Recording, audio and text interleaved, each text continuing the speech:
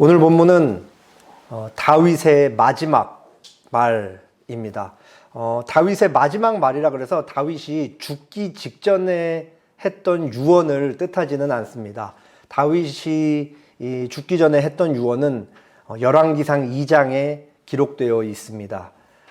오늘 본문에서 기록된 다윗의 마지막 말이라는 의미는 다윗이 노년의 어느 한 시점에 이제 자신의 인생을 되돌아보면서 내 삶은 이러이러했다 라고 그렇게 정리하고 있는 말로 이해하면 될 것 같습니다.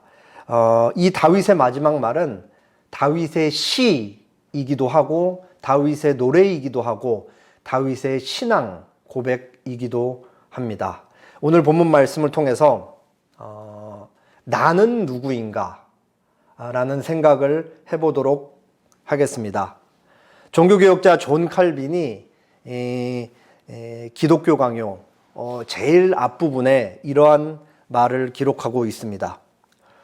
궁극적으로 참되고 견실한 지혜로 여겨질 만한 우리 지혜의 요체 거의 전부는 하나님을 아는 지식과 우리 자신을 아는 지식 두 부분으로 이루어진다. 그러나 이 둘은 많은 고리들로 이어져 있어서 무엇이 다른 것에 앞서며 무엇이 다른 것을 낳는지 분별하기가 쉽지 않다. 어려운데 쉽게 말하면 하나님을 아는 지식이 곧 나라는 인간을 아는 지식이라 그 말이에요. 그렇기 때문에 하나님을 아는 지식이 너무 중요하다. 우리가 인생을 살아가면서 제일 중요한 게 뭐냐? 결국은 나를 아는 지식일 텐데 그게 하나님을 아는 지식과 너무 긴밀하게 연결되어 있기 때문에 하나님을 아는 지식이 우리 개인의 인생에 있어서 제일 중요하다라고 그렇게 얘기를 하고 있는 것입니다. 자, 이 표현을 염두에 두고 이제 본문으로 들어가 보도록 하겠습니다. 1절, 이는 다윗의 마지막 말이라. 이새의 아들 다윗이 말하며 높이 세워진 자 야곱의 하나님께로부터 기름 부음 받은 자 이스라엘의 노래 잘하는 자가 말하노라. 다윗이 자신의 삶을 되돌아보면서 이제 정리를 하는데 그 출발을 뭐로 하고 있느냐? 나는 나를 이렇게 이해합니다 라고 하면서 출발을 하는 거예요. 다윗이 자기 자신을 어떻게 이해하고 있냐면 네 가지로 이해하고 있습니다. 첫 번째가 뭐예요? 자기 자신을 나는 이새의 아들입니다 라고 그렇게 얘기하고 있는 것이죠. 이새가 누구예요? 이새의 직업이 뭐였죠? 다윗의 아버지의 직업. 다윗도 이 아버지의 직업 때문에 어린 시절 이 직업을 가지고 뭔가를 열심히 돌봤잖아요. 네, 다윗의 아버지는 목축업자예요. 목축업자. 그리고 다윗도 아버지가 키웠던 양들을 어린 시절부터 돌보면서 그렇게 들판에서 많이 지냈던 것이었습니다. 근데 이때 당시 이 목축업을 한다라는 것이 평범한 직업이긴 했지만 또 그렇다고 뭐 대단한 직업이 아니었던 걸 알 수 있죠. 사울 왕이 다윗을 얘기하면서 너는 이새의 아들이 아니냐라는 식으로 조롱조로 여러 차례를 얘기했던 것으로 보아서 이 목축업이라는 것은 뭐 그렇게 평범하지만 사울의 입에서 약간 깔보는 얘기를 통해 봤듯이 조금 비천한 직업에 있었다라고도 이해할 수가 있습니다. 그리고 다윗은 이제 8형제 중에 막내였죠. 사무엘이 다윗의 집에 왕을 찾아서 기름 부으려고 온 그 자리에 이새는 다윗을 부르지 않았습니다. 다윗은 양을 돌보고 있었죠. 첫 번째부터 7째까지 다 보고 하나님이 없다고 하시니까 사무엘이 더 없느냐 했을 때 그 이새가 다윗을 얘기하면서 그는 막내고 지금 양을 돌보고 있다라고 하면서 중요한 자리에 부르지조차 않는 조금 이렇게 배제된 아들이었다라는 것을 알 수가 있습니다. 그러니까 집안도 좋지 않고 가족 내에서도 서열이 이제 막내로서 조금 이렇게 배제당하는 그런 위치에 있었던 다윗이었죠. 그게 바로 다윗이 이제 나는 이새의 아들이다 라고 그렇게 고백하는 의미입니다. 두 번째로 다윗이 얘기해요. 나는 높이 세워진 자입니다 라고 얘기해요. 여기서 높이 세워진 자라는 말은 원어를 충실하게 이해하고 해석을 하면은 나는 지극히 높으신 하나님에 의해 세움 받은 자라는 의미입니다. 목동에 불과했던 그 소년이 이스라엘 전체 백성을 다스리는 한 나라의 왕이 되고 주변국까지도 전부 다 점령을 했던 굉장한 당대의 명성을 떨치던 왕이 됐잖아요. 그러니까 내가 어떻게 그렇게 될 수 있었냐? 하나님이 나를 일개의 목동에서 그렇게 높여주셨기 때문에 나는 그렇게 될 수 있었다라고 다윗이 고백을 하고 있는 것입니다. 세 번째, 야곱의 하나님께로부터 기름 부음 받은 자라고 다윗은 자기 자신을 이해합니다.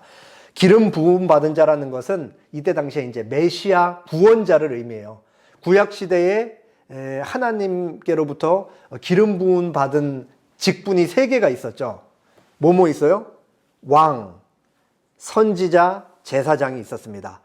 그런 의미로서 다윗은 자기가 왕의 직분을 받았는데 하나님께로부터 그 구원자로서 왕의 직분을 받았다. 왕이 굉장히 중요하잖아요. 왕 한 명에 따라 백성들이 살고 죽기도 하니까 나는 그런 구원자의 직분을 받은 자다라고 그렇게 고백을 하고 있는 것이죠. 근데 다윗은 자기에게 기름을 부으신 하나님을 그냥 하나님이라고 얘기하지 않고 앞에 누구의 이름을 붙여서 이렇게 묘사를 하고 있어요. 누구의 이름을 붙이고 있죠? 야곱의 하나님이라고 이렇게 덧붙여서 하나님을 묘사하고 있습니다. 야곱의 하나님께서 나에게 기름을 부으셨다. 이게 무슨 의미냐면 하나님께서 아브라함에게 너를 통해 모든 민족이 복을 받게 될 것이다 라고 약속을 주셨고 그 약속이 누구에게 이어져요? 아브라함의 아들 이삭에게 이어지죠. 그리고 이삭은 쌍둥이를 낳았는데 에서와 야곱, 그 두 쌍둥이 중에 에서가 아닌 야곱을 통해 아브라함의 약속이 이어져 내려갑니다. 그리고 하나님께서 야곱에게 12아들을 주셨고 야곱의 이름을 계명을 시켜주셨어요. 하나님이 야곱에게 주신 새 이름이 뭐였어요? 이스라엘이잖아요. 이스라엘. 그래서 야곱이 아브라함의 약속을 받은 자로서 그 12아들을 낳아 이스라엘의 12지파의 첫 번째 조상이 될 수 있는 그 12아들들을 낳았다라는 의미에서 야곱의 하나님이 여기서 굉장히 중요한 것입니다. 그리고 그 중에 넷째 아들 유다에게 야곱이 이제 그 유언으로 남겼던 말이 뭐냐면은 이 말씀이었어요. 규가 유다를 떠나지 아니하며 통치자의 지팡이가 그 발 사이에 떠나지 아니하기를 실로가 오시기까지 그렇게 될 것인데 그에게 모든 백성이 복종할 것이다. 여기서 규 지팡이 전부 다 왕이 사용하는 그 지팡이죠. 그러니까 왕권을 상징하는 거예요. 야곱의 12아들 중에 넷째 아들 유다를 통해서 그 후손들에게 왕이 계속해서 배출될 것인데 그게 바로 여기서 실로는 오실 메시아이신 예수 그리스도를 뜻합니다. 그런 의미로서 다윗이 첫 번째 유다 지파에서 나온 이스라엘 통일 왕국의 왕이 되었던 것이고 다윗의 왕권은 결국은 예수 그리스도를 바라보고 그가 오실 때까지 그렇게 예수 그리스도 통해 궁극적으로 이루어질 것이다 라는 의미가 창세기 49장 유다에게 주어진 예언이었던 것이고 다윗은 이것을 염두하면서 하나님께서 이스라엘을 시작하신 하나님이 이 약속을 나를 통해 이루셨다라고 고백하는 의미로서 야곱의 하나님이 나에게 왕이 되게 하셨다, 구원자가 되게 하셨다라고 그렇게 고백하고 있는 것입니다. 그리고 마지막 다윗의 자기 정체성에 대한 이해, 이스라엘의 노래 잘하는 자입니다. 다윗이 실제로 노래를 성악가처럼 막 훌륭하게 했는지 우리는 알 수 없죠. 다윗의 노래를 들어본 적도 없고 다윗의 목소리를 들어본 적도 없기 때문에 그렇습니다. 여기서 다윗이 이스라엘의 노래 잘하는 자라고 얘기한 것은 다윗이 굉장히 많이 지었던 게 있죠. 바로 시편의 시들입니다. 거기서 끊임없이 다윗이 이 시어를 적은 내용들이 전부 뭐예요?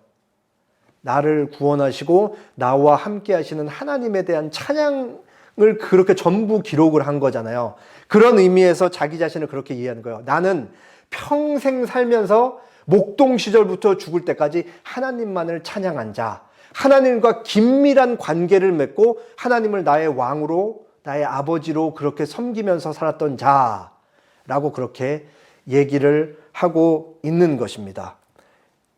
그러면서 2절에 다윗이 얘기를 하죠. 내가 이제 중요한 얘기를 할 것인데 그것은 여호와의 영이 나를 통하여 말씀하셨고 여호와의 영을 통하여 하신 말씀이 나의 혀에 있다. 그러니까 지금부터 다윗이 하는 얘기가 어떤 성격을 가지냐면 계시적인 성격을 가져서 다윗 개인이 한 단순한 신앙 고백이 아니라 이게 공적인 신앙 고백으로서 선지자로서 이스라엘에게 모두 전파되어야 될 중요한 공적인 성격을 가지고 있다라는 것을 여기서 이렇게 얘기를 하고 있는 것이죠. 그러면서 다윗이 3절 4절에 이렇게 얘기합니다. 제가 3절, 여러분이 4절을 읽겠습니다. 이스라엘의 하나님이 말씀하시며 이스라엘의 반석이 내게 이르시기를 사람을 공의로 다스리는 자 여호와를 경외함으로 다스리는 자여 그는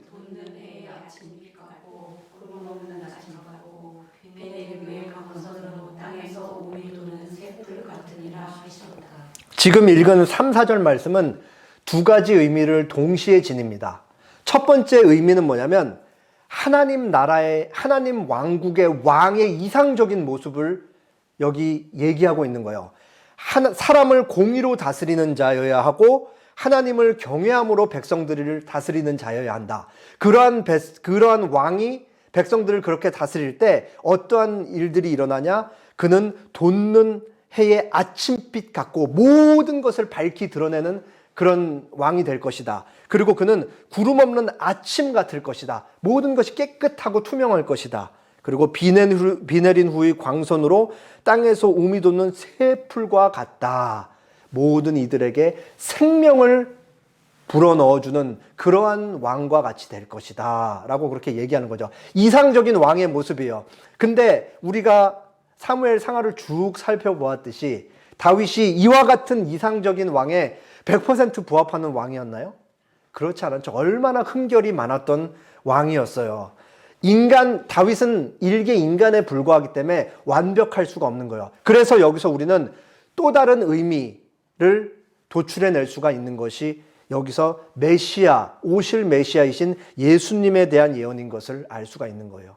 예수님은 하나님을 왕으로 섬기면서 모든 자기 백성을 철저하게 공의로 다스렸고 하나님을 경외함으로 다스렸으며 그렇기 때문에 예수님은 어떤 분이셨어요? 돋는 해의 아침빛 같았고 구름 없는 아침 같았고 비 내린 후에 광선으로 비를 맞아 모든 새풀을 돋아나게 하는 그 생명을 우리에게 주신 그런 분과 같았다. 다윗이 미래에 오실 메시아를 바라보면서 이런 고백을 했던 것입니다. 그리고 5절에 다윗이 이렇게 얘기합니다. 내 집이 하나님 앞에 이같지 아니하냐. 하나님이 나와 더불어 영원한 언약을 세우사 만사에 구비하고 견고하게 하셨으니 나의 모든 구원과 나의 모든 소원을 어찌 이루지 아니하시랴. 여기서 첫 번째 줄과 두 번째 줄 사이에 중요한 단어가 하나 빠져 있습니다. 그럼에도 라는 단어가 빠져 있어요. 내 집이 하나님 앞에 이같지 아니하다. 나는 한평생 왕으로 살아가면서 나 또한 그렇고 내 자식들 또한 그렇고 내 집 자체가 하나님 앞에 이상 왕의 모습, 백성들을 온전한 공의로 다스리고 하나님을 완전히 경외함으로 다스리는 그런 모습은 아니었다. 그럼에도 불구하고 하나님이 나와 더불어 영원한 언약을 세우셨다 라고 그렇게 고백을 하고 있는 것입니다. 여기서 다윗이 말하는 이 영원한 언약이 아주 중요해요. 세 가지 의미나 가지고 있습니다. 첫 번째로는 다윗이 살면서 역사 속에서 하나님이 다윗과 맺은 언약을 가리켜요. 그게 뭐냐면 제가 자주 계속해서 소개했던 바로 사무엘하 7장 11절에부터 16절까지 다윗 언약이라는 내용입니다. 16절만 보면 너의 집과 너의 나라가 내 앞에서 영원히 보존되고 내 왕위가 영원히 견고하리라. 하나님이 다윗과 언약을 맺으시면서 주셨던 약속의 말씀입니다. 다윗을 이 언약을 가리켜서 영원한 언약이라고 부르고 있는 거예요. 자, 이게 너무 중요하죠. 다윗이 밧세바를 범하고 우리아를 죽였습니다. 다윗은 심각한 범죄를 저질렀고 하나님은 다윗의 범죄를 죄 문제를 아주 엄격하게 다루셨잖아요.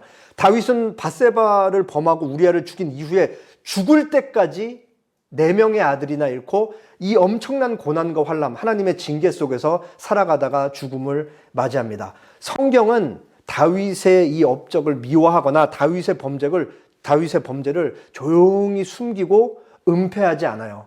심지어 사무엘 하에도 이 범죄들이 적나라하게 드러나고 하나님이 이 죄 문제를 얼마나 엄중히 다루시는지 나와 있는데, 신약 성경 마태복음, 마태에 의해서도 예수님의 족보가 기록될 때 다윗의 이 범죄를 드러내고 있습니다. 다윗이 솔로몬을 낳는데 누구와의 사이에서 나왔어요? 밧세바의 사이에서 낳았죠. 근데 마태가 예수님의 족보를 기록하면서 다윗은 밧세바를 통해 솔로몬을 낳았다라고 하지 않습니다. 다윗은 우리아의 아내에게서 솔로몬을 낳았다. 이게 얼마나 불명예스러운 거예요. 자기의 충신이었던 우리아에게서 그 우리아의 부인 밧세바를 빼앗아서 솔로몬을 낳았다라고 딱 그렇게 박아놓고 있는 것입니다. 그러니까 다윗의 범죄를 계속해서 이렇게 얘기를 하고 있는 것입니다. 근데 여기서 중요한 건 뭐냐면 다윗이 언제 이 언약, 하나님으로부터 약속을 받았냐 이거예요. 밧세바를 범하고 우리아를 죽이기 전에 받았다라는 것이죠. 그 심각한 범죄를 범한 이후에도 하나님께서 다윗 자기와 맺은 이 언약을 취소하거나 하나님이 마음을 바꾸지 않으셨다라는 게 여기서 너무 중요한 핵심 내용이 되는 것입니다. 그러면 어떻게 그럴 수 있었을까? 어떻게 그럴 수 있었을까요? 하나님이 나는 그냥 내 마음대로 다윗이랑 언약을 끊지 않을 거야 라고 그렇게 한 것이 아닙니다. 다윗은 이 언약을 그냥 하나님이 나와 맺으신 언약이라고 하지 않고 영원한 언약이라고 하는 거예요. 다윗이 자기가 지금 서 있는 이 시점에서부터 과거로 거슬러 올라가서 이 세상이 시작되기 이전으로까지 거슬러 올라갑니다. 제가 구속 언약이라고 말씀드렸던 그 언약을 다윗은 돌아보고 있는 거예요. 이 세상이 창조되기 이전에 성부 하나님과 성자 하나님 사이에 맺어졌던 영원한 언약. 성부 하나님은 시간을 거슬러 살질 않기 때문에 과거, 현재, 미래가 없잖아요. 온 세상이 창조되고 인류가 하나님 안에서 타락하는 것을 보시고 하나님이 자기 백성이라 부르는 백성들을 구원하셔야 되는데 자비에 따라서 너무 구원하고 싶은데 또 하나님은 공의로우신 분이니까 그들의 죄를 반드시 벌해야 되잖아요. 무슨 방법이 있어요? 내 아들아, 네가 나의 백성을 위해 저들의 죽음을 대신해서 저들의 죄를 대신해서 죽어줄 수 있겠느냐. 그러니까 예수님이 아버지여, 아버지의 백성은 곧 나의 백성이기 때문에 내가 그 백성들을 위해 십자가에 나의 전부, 나의 목숨까지도 아버지의 공의를 위해 충족시키겠나이다. 이게 이미 이 세상이 창조되기 이전에 성부 하나님과 성자 하나님 사이에 맺어져 있었다고요. 그리고 다윗은 이걸 아는 거예요. 그 언약의 대상 안에 나 역시도 이미 영원 전부터 포함되어 있었다. 그리고 역사 속에서 나와 하나님 사이에 맺어진 이 다윗 언약이라는 것이 그 구속 언약, 영원전에 있었던 그 언약이 현실 세계에서 나에게 드러났던 것일 뿐이다 라고 그렇게 고백하고 있는 거죠. 그런 의미에서 이 언약은 영원한 언약이 되는 거예요. 다윗은 과거로 돌아갈 뿐만 아니라 미래까지도 내다보면서 영원한 언약이라고 얘기합니다. 그리고 이 영원한 언약이 결국은 나의 모든 이 다윗의 죄 문제가 누구를 통해 다 사해지게 되는 거예요? 구속 언약에서 내가 모든 저들의 죄를 사하겠나이다 라고 자발적으로 그렇게 말씀하신 예수 그리스도가 이 땅에 오셔서 십자가에서 못 박혀 죽으시고 부활하심으로써 자기 백성의 모든 죄를 없애시고 그들을 완전하게 의롭다. 이제는 예수 그리스도 안에 있는 자는 누구도 불의한 악인이 아니라 의로운 의인이 된다. 다윗 자기 자신이 나는 결국 오실 메시아의 그 속죄 사역과 부활 사역 안에서 나는 하나님 앞에 의인으로 설 수 있습니다. 라고 그렇게 미래를 내다보면서 고백을 하는 거예요. 그러니까 아까 얘기했던 창세기 49장 10절에 실로가 오시기까지랑 연결이 되는 것입니다. 그러니까 다윗이 의기양양하게 자랑하면서 이렇게 얘기를 할 수 있는 거예요. 나는 비록 흠결이 많고 나의 충신 우리아의 부인을 빼앗고 그 내 범죄를 은폐하기 위해 우리아를 죽음에 몰고 넘어갔지만 하나님은 나와 맺은 언약을 취소하지 않으셨다. 그러면서 만사에 구비하고 견고하게 하셨으니 나의 모든 구원과 나의 소원을 어찌 하나님께서 이루지 않으실 수 있겠냐. 그렇게 얘기하는 것이죠. 나의 어떠함이 아니라 하나님의 하나님 되심과 하나님의 언약을 통해 내가 구원받았고 이 세상에 존재하고 나의 존재와 구원이 유지되고 있기 때문에 이것은 영원히 유지될 것이다 라고 그렇게 다윗이 고백을 하고 있었던 것입니다. 그러니까 하나님이 내 삶을 섭리하고 계시기 때문에 나의 구원은 그 어떤 일이 있어도 취소될 수 없다라고 하나님을 찬양하고 있었던 것이죠. 아더 핑크라는 성경학자가 이 영원한 언약에 대해서 이렇게 얘기를 했습니다. 그 영원한 언약은 하나님의 영광과 중재자의 명예와 그분의 백성들의 성결과 복을 촉진하기 위해 체결된 것이다. 그것이 견고한 까닭은 그 약속이 거짓말을 하실 수 없는 분이 하신 것이고 그 약속 안에 신자들의 모든 실패에 대한 대책까지 마련되어 있고 그 약속의 집행이 그리스도의 손에 달려있기 때문입니다. 이 아더 핑크가 너무 답답했나 봐요. 이게 아더 핑크가 1886년에서 1952년에 살았던 사람인데 오늘날 성도들이랑 비슷하지 않았던 것 같아요. 오늘날 너무 많은 이들이 이 고갈될 수 없는 위로의 샘물에 대해 무지한 것은 안타까운 일이다. 이 하나님에 대해 너무 관심이 없다 이거예요. 그 하나님을 믿는 사람들이. 우리는 그 영원한 언약을 바라보아야 하고 거기에서 자기 백성들의 믿음을 회복시키시고 그 믿음을 전하기 위해 그리스도를 죽게 하시고 그들에게 성령을 보내실 계획을 세우시는 하나님을 바라보아야 한다. 아더 핑크가 다 얘기하고 있잖아요. 이 영원한 언약이라는 이 짧은 표현 속에 성부 하나님과 성자 예수님과 성령 하나님, 삼위 하나님, 그 영원하신 하나님의 사역이 우리를 통해 계속해서 이어지고 있다라고 이렇게 고백을 하고 있는 것입니다. 그렇기 때문에 이 영원한 언약에 대한 묵상이 우리에게 얼마나 강력한 위로를 주고 그리고 이 영원한 언약에 대한 묵상은 아무리 묵상해도 이 마르지 않는 샘과 같이 다함이 없다라는 사실을 우리는 알 수가 있는 것입니다. 이제 마지막으로 다윗은 악인들의 운명에 대해 이렇게 얘기합니다. 제가 6절, 여러분이 7절 읽겠습니다. 그러나 사악한 자는 다 내버려질 가시나무 같으니 이는 손으로 잡을 수 없음이로다. 그것들을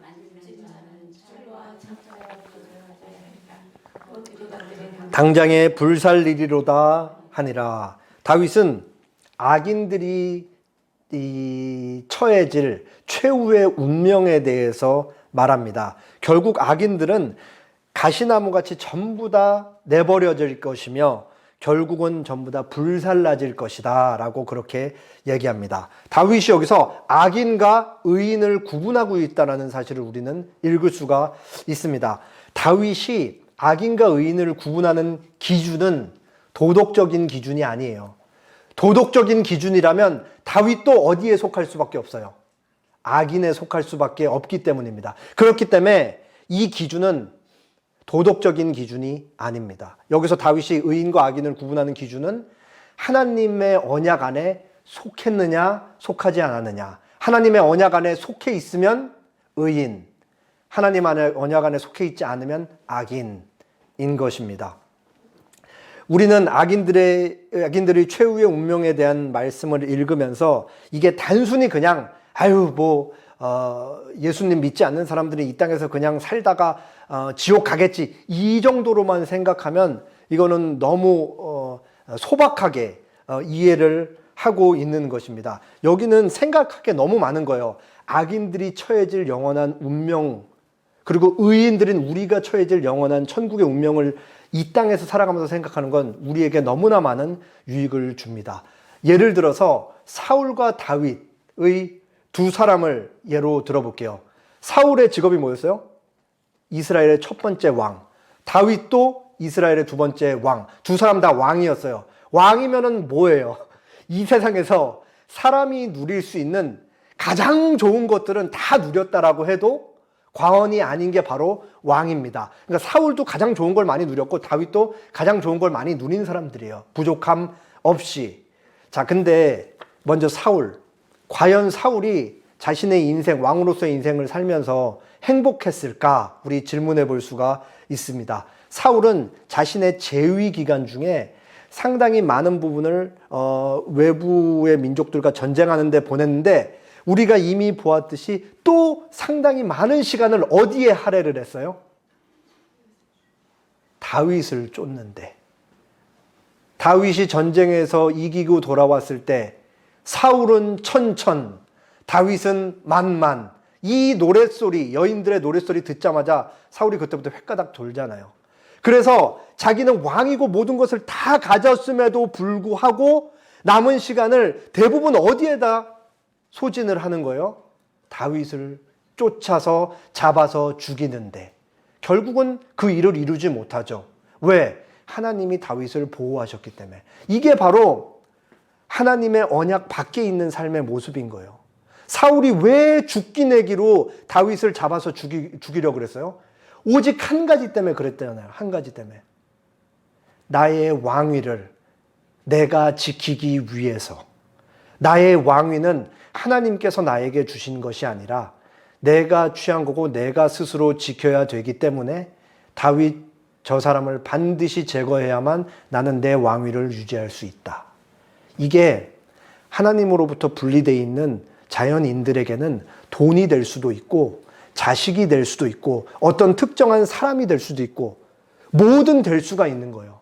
이 자리를 이걸 뭐라 그러냐면 성경에서 우상이라고 하는 거죠. 하나님 한 분만 있어야 되는 자리에 사울은 뭐가 있었던 거예요? 자기 자신이 있었던 것이고 그 자기 자신의 머리 위에는 자기의 왕관이 씌워져 있었던 것입니다. 그러니까 끝내 지킬 수 없는 그것을 끝까지 지키기 위해서 싸웠던 의미로서 사울은 한평생 하나님과 더불어서 하나님의 원수로서 하나님과 싸웠다라고까지 얘기할 수가 있는 것입니다. 그런 의미에서 이런 피곤하고 불행한 삶을 살다가 늘 쫓기고 신경이 쇠약에 걸릴 정도로 불안정한 삶을 살다가 죽음을 맞이하고 영원한 운명에 처하게 됐다. 이런 거 생각하면은 하나님의 언약 밖에 있는 사람의 삶이 얼마나 비참하고 불행한지 알 수가 있습니다. 그러면은 다윗은 맨날 룰루랄라 편안하게 살았냐? 다윗도 그렇지 않죠. 다윗의 일평생을 한 단어로 요약하면 고난이라고 할 수 있잖아요. 사울한테 무려 10년을 넘게 쫓겨다녔습니다. 다윗도 고난이 끊이지 않았다고요. 근데 다윗은 사울이랑 달랐습니다. 시편 여러 군데서 우리가 확인할 수 있는데 대표적으로 시편 57편 1, 2절 다윗이 사울을 피하고 도망 다닐 때 했던 고백이에요. 하나님이여 내게 은혜를 베푸소서 내게 은혜를 베푸소서 내 영혼이 주께로 피하되 주의 날개 그늘 아래에서 이 재앙들이 지나가기까지 피하리이다. 내가 지존하신 하나님께 부르짖으며 곧 나를 위하여 모든 것을 이루시는 하나님께로다. 똑같은 고난의 자리에 있으면서 한 사람은 끝까지 자기 자신을 지키기 위해 다윗을 죽이려고 온갖 노력을 했던 반면에 다윗은 쫓겨다니면서 계속해서 하나님을 찬양하면서 그렇게 지냈던 것입니다. 같은 고난이라는 상황에 있어도 언약 밖에 있는 사람과 언약 안에 있는 사람은 이 정도로 극명하게 차이가 나는 것입니다. 한 가지만 더 비교해 볼게요. 회개. 다윗과 사울 똑같이 잘못을 했고 하나님 앞에 범죄를 했고 똑같이 선지자가 와서 그 죄를 지적했습니다. 사울이 하나님 앞에 죄를 지었을 때 사무엘이 와서 죄를 지적했죠. 그때 사울은 후회는 했지만 회개를 하지 않는 거예요. 자기 자신의 그 명맥을 유지하고 사람들의 구심점을 갖기 위해서 후회를 하고 내가 잘못했습니다 라고 얘기는 하지만 하나님 앞에 진정한 회개는 하지 않습니다. 그게 사울의 모습이에요. 왜 사울이 하나님 앞에서 진정한 회개를 하지 않을까요? 않았을까요? 사울은 하나님과 자신의 관계 안에서 자신을 이해하지 않기 때문에 그렇습니다. 그러니까 사울에게는 하나님은 관심의 대상이 아닌 거예요. 그런데 다윗은 완전히 다르잖아요. 밧세바 우리아 사건이 일어난 이후에 나단 선지자가 와서 당신이 바로 그 사람입니다 라고 했을 때 다윗이 넙죽 엎드리면서 무슨 말 했는지 알죠? 내가 여호와께 죄를 범죄하였노라 라고 그렇게 바로 자신의 죄를 실토했습니다. 그리고 이 이후에 시편 51편에 기록되어 있잖아요. 다윗이 눈물로 자기 침상을 띄울 정도로 통곡을 하면서 내가 모태 중에 엄마 뱃속에 있을 때부터 나는 죄인으로 있었고 죄인으로 출생했다. 자신의 죄인됨을 절절히 고백하면서 눈물을 흘리면서 내가 하나님 앞에 철저한 죄인입니다 라고 그렇게 회개를 했던 것이죠. 여기서 뭘 알 수가 있는 거예요? 다윗은 자기 자신을 어떻게 이해하냐면 하나님 안에 있는 사람, 하나님과의 관계를 통해 자기 자신을 끊임없이 돌아보는 사람이었던 거예요. 제가 이제 사무엘하가 거의 끝날 때가 됐잖아요.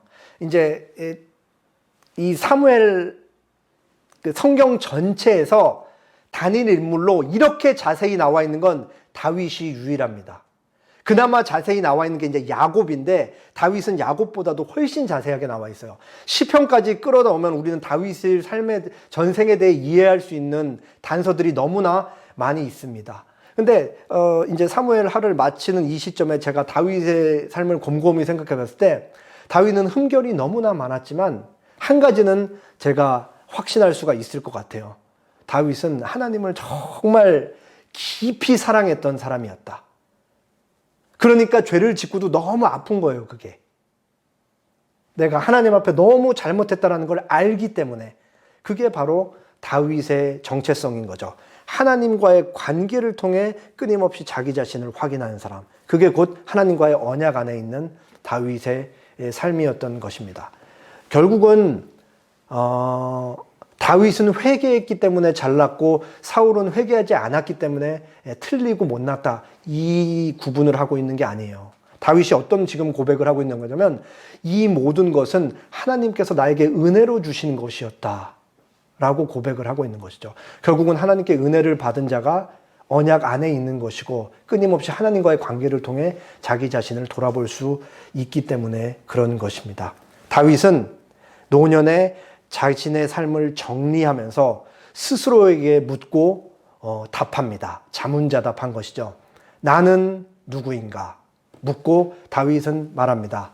나는 하나님을 떠나서는 존재할 수도 없고 나는 하나님 안에서만 발견될 수 있는 사람입니다. 라고 그렇게 고백을 하는 것이죠. 오늘날을 살아가는 우리도 하나님과 은혜 언약을 맺고 있는 사람들입니다. 언약이란 뭐냐면 두 당사자가 말로써 책무 관계에 들어가는 걸 얘기해요. 하나님이 한쪽 당사자에 계시고 우리가 또 다른 당사자로 있으면서 하나님이 우리에게 말씀하시죠. 나는 너희의 하나님이 될 것이다. 우리는 하나님께 고백하는 거예요. 하나님, 우리는 하나님의 백성이 되고 자녀가 되겠습니다. 그리고 우리는 하나님의 뜻에 따라 죽을 때까지 살겠습니다. 라고 그렇게 고백하는 거예요. 언제 그랬게 해요? 우리가 세례식, 입교식 받을 때 그 고백을 다 하고 교회 앞에서 마치 결혼식을 올리면서 온 청중들 앞에 그렇게 그 증인으로서 청중들 앞에서 결혼식을 올리듯이 이미 교회 공동체 앞에서 우리가 그 고백을 다 한 거라고요. 그렇게 우리는 하나님과 은혜 언약 관계에 들어가게 된 것입니다. 근데 잘 생각해 보세요. 하나님, 나는 하나님의 백성으로서 이 땅에서 살면서 죽을 때까지 하나님의 뜻을 따르면서 살겠습니다 라고 고백은 했지만 실제 삶 속에서 우리가 하나님의 뜻을 온전히 따르면서 살 수가 있나요? 하나라도 제대로 지키면 얼마나 칭찬을 많이 받겠어요. 하나라도 잘 못 지키잖아요. 그렇기 때문에 예수님께서 우리의 중보자이자 보증인으로서 하나님과 우리가 맺은 은혜 언약 사이에 계시다라는 사실이 너무나 중요한 거예요. 하나님이 그걸 아시는 거죠. 우리보다 훨씬 얼마나 잘 아시겠어요. 타락한 인간은 구원받은 이후에도 여전히 십계명 말씀, 사랑의 계명, 하나님을 온전히 사랑하고 이웃을 사랑하는 이 계명을 지킬 수 없다. 그것을 하나님께서 아시니까 아까 말씀드린 다시 구속 언약 영원전으로 올라가서 예수님이 이 땅에 오시는 것까지 다 정해져 있었고, 그렇게 시간이 되어서 예수님이 우리를 대신해서 십자가에 달리시고 다시 부활하심으로써 죽음에 같이 참여하고 의에도 같이 참여하는 하나님의 백성들로 만들어 주셨다 라고, 그렇게 하나님과 우리 사이에 예수 그리스도 안에서 은혜의 언약이 성사가 되었던 것입니다. 그러니까 하나님께서는 이 언약이라는 관계를 통해 하나님 자신과 우리를 하나로 결속시키신 거예요. 완전하게. 그러면서 하나님이 우리에게 뭘 고백하셨냐면 나의 존재 자체를 너희에게 주겠다라는 하나님의 의지를 그렇게 표명한 것이죠. 우리가 이 세상에서 살다 보면은 얼마나 많은 것들이 눈에 보이는 걸로 판가름이 나요. 조금 더 좋은 넓은 평수의 집, 조금 더 좋은 자동차, 그리고 남들은 입을 수 없는 조금 특별한 옷. 사람들이 명품에 그렇게 열광하는 이유도 이것은 대한민국에서 오직 나 한 사람만 가질 수 있는 거야 라는 것에서 오는 특별함 때문에 그런 거잖아요. 그 브랜드를 넘어서 나만 가질 수 있는 특별함, 이 5천만 인구 중에 나 한 사람만 이거를 가질 수 있다 라는 거기서 오는 특별함이 여기에 우리를 모두가 열광을 하게 하는 거잖아요. 이거 한국에 리미티드 에디션으로 딱 100개만 들어갔대. 그 중에 내가 한 개가 있어. 5천만 중에 나는 100명 안에 들었어. 이런 특별함이 나를 끊임없이 더 특별한 사람으로 만들어주는 것처럼 착각을 하죠. 세상이 우리를 그렇게 이끌어 간다고요. 그렇기 때문에 사람들은 끊임없이 뭘 더 가지기 위해 애쓰는 거예요. 돈, 사회적 지위. 그리고 그것을 갖기 위해서는 이 세상의 구조 자체가 옆 사람은 짓밟을 수밖에 없는 거예요. 특별히 누군가 악한 게 아니라고, 이 세상이 그렇게 돌아가고 있는 거죠. 거기서 우리는 그 자연인으로서 사람들은 살아갈 때 내가 특별한 사람이 되기 위해서 누군가를 짓밟을 수밖에 없다.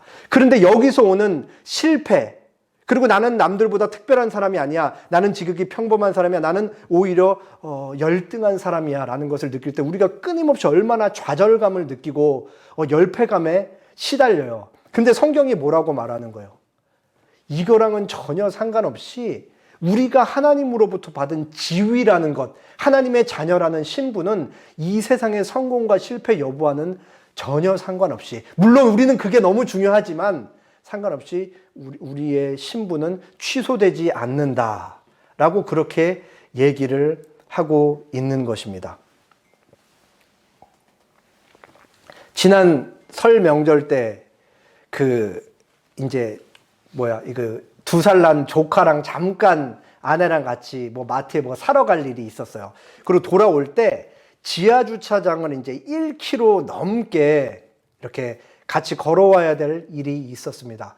근데 이제 아기가 막 이제 걷기 시작해서 걷는 걸 너무 좋아하니까 손을 잡고 같이 왔는데, 자기가 막 이렇게 손을 잡으려고 그러더라고요.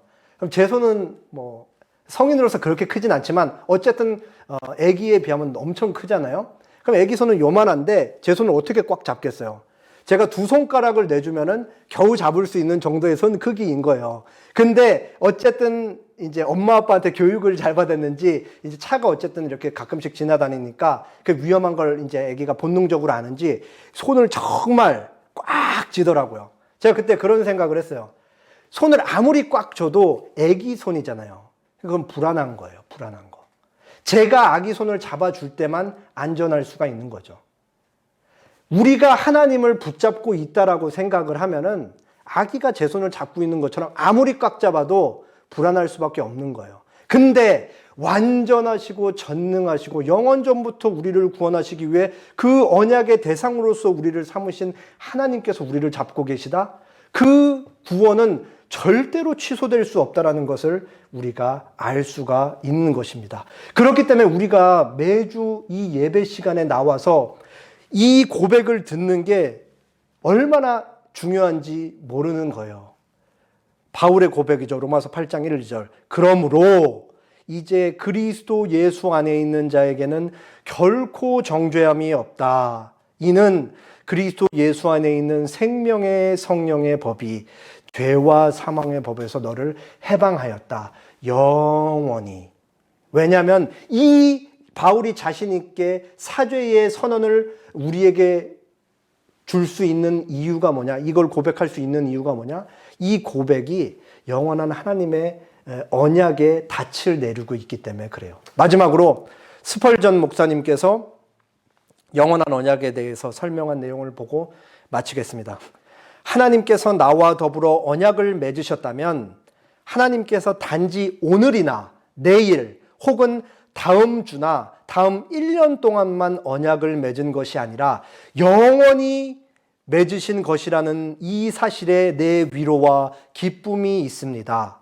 우리 머리는 휘어질지라도 하나님의 언약은 여전히 젊을 것이고 우리 맥박이 느려지고 우리 이마에 죽음의 땀이 맺힐 때에도 그 언약, 영원한 언약은 우리가 처음 주님을 알았던 젊은 시절과 마찬가지로 생명으로 충만할 것입니다. 그것은 과연 영원한 언약입니다. 하나님과 우리가 맺은 이 영원한 언약은 우리의 실력과 조건에 의해 좌우되지 않습니다. 하나님 자체의 닻을 내리고 있기 때문에 견고할 수 있고 단순 견고가 아니라 영원히 견고할 수 있는 것입니다. 함께 기도하겠습니다.